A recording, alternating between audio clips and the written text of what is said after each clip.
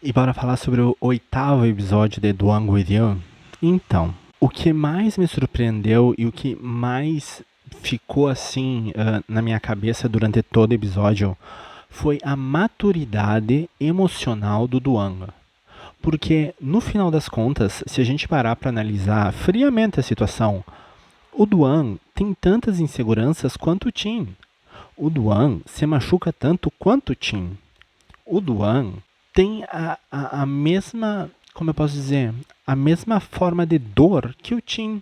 Só que enquanto o Tim é todo misterioso e fica, sabe? O Duan não. O Duan tá sorrindo, tá fazendo festa pro Tim. Ele é animado, cachorrinho, sabe? Sorri para todo mundo, não diz não. Mas dentro dele existe muita ansiedade, muita angústia, muita coisa em relação, principalmente ao Tim.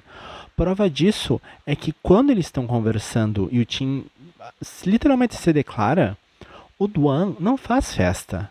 Ele não faz pose de cachorrinho ou dá grito. Ele chora. Ele começa a chorar. Isso mostra que ele fica aliviado em saber que o sentimento é recíproco. Porque até então ele achava que talvez estivesse sozinho nessa. Então, mesmo que, mas o tio não sei do que, papapá.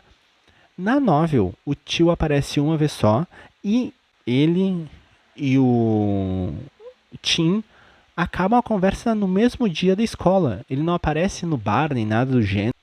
O que eu fiquei assim foi, botaram um personagem só pra como catapultar o relacionamento dele com o Duan, do Tim com o Duan, mas no final das contas mostrou que o Duan é muito mais forte do que a gente esperava. Ele não tinha fugido porque tinha ficado triste. Não, ele não estava atendendo o telefone porque ele tinha medo de que o Tim falasse que não estava mais afim dele, não queria ele por perto. Esse era o medo. E quando o Tim pega e fala, não, mas quando eu mais precisei de ti, tu saíste do bar, eu fiquei, nossa, que manipulação barata. Tu saísse pra falar com o cara que deixa teu, entre aspas, futuro namorado triste e tu quer que ele espere. Mas mesmo assim, tudo se resolve, entendeu? Porque o que? Eles têm o que? Comunicação. Eles conversam. Tanto é que quando o Tim fala, tu quer que eu mude algo em mim, porque eu quero que a gente dure muito. Olhem a maturidade do Duan. Ele fala, eu não garanto que não vá ter problemas no futuro. Mas nesse exato momento eu quero ficar contigo do jeito que tá. Isso mostra que ele não vive num mundo paralelo, cor-de-rosa, que tudo é maravilhoso. Ele tem total noção da realidade. Ele tem total controle sobre os sentimentos dele. Só que o que acontece? Quando foi a sessão, a coisa do bar, que a tristeza foi muito forte e a dose foi muito alta, ele preferiu sair quieto pela porta de trás do que ficar e presenciar algo que ele, né, algo mais do que ele já tinha presenciado ou ficar triste mais do que ele já estava. Então, no final das contas, o maduro da história é o Duan. O Tim não é maduro até, sim, mas é cheio de trauma. E aí os traumas deixaram o Tim quieto.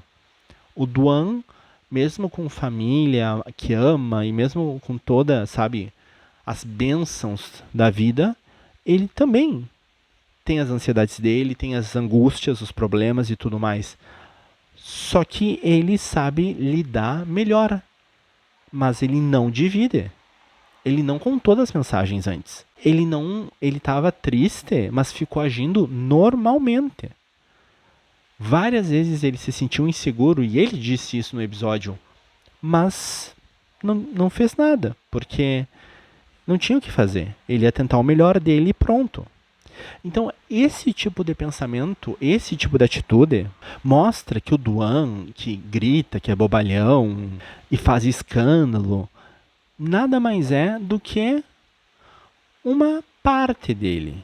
É a persona dele pública, é a maneira que ele demonstra sentimento, que ele demonstra o que quer ser, o que é para os outros. Mas ele é como qualquer outra pessoa. Ele não é tipo cabeça vazia. Ele tem os medos, as preocupações, as inseguranças e tá tudo na cabeça dele. E ele também não compartilha. Ele começa a compartilhar. Agora, nesse episódio, ele começou porque o Tim também começou. Mas até então ele estava quieto. Ele ficou triste nesse episódio. Ele chorou, mas ainda bem que foi um choro de felicidade. Mas não foi um choro feliz. Foi um choro de alívio. E aquele choro feio que, sabe? Que não foi o choro romântico. É como se ele tivesse tirado um peso enorme dos ombros dele. Porque ele agora podia gostar do Tim sem essa coisa de será que. E em contrapartida, o Tim agora também sabe que o Duan não vai fazer a mesma coisa que o tio fez, porque ele já mostrou que não é assim. Quando o Tim mandou ele voltar, ele voltou. Mas ele voltou com medo. Ele achou que estava voltando para ir pro abate mesmo, para que o Tim corresse ele do apartamento. Mesmo assim ele foi e mesmo assim o Tim esperou. Então, a maturidade dos dois é admirável. Próximo episódio vai ser fofo. E pelo visto, finalmente vamos ter a declaração de amor e o pedido de namoro. Mas mesmo assim, mesmo com as cenas super fofas, as cenas sérias, o Duan consegue entregar, tipo, mostrar que ele é um cara como qualquer outro. Que ele tem preocupações, que ele se machuca, que às vezes dói sim. Então, eu amei a forma que foi abordado os sentimentos do Duan no episódio de hoje, porque o tio era para ser um ranço de pessoa, e ele é.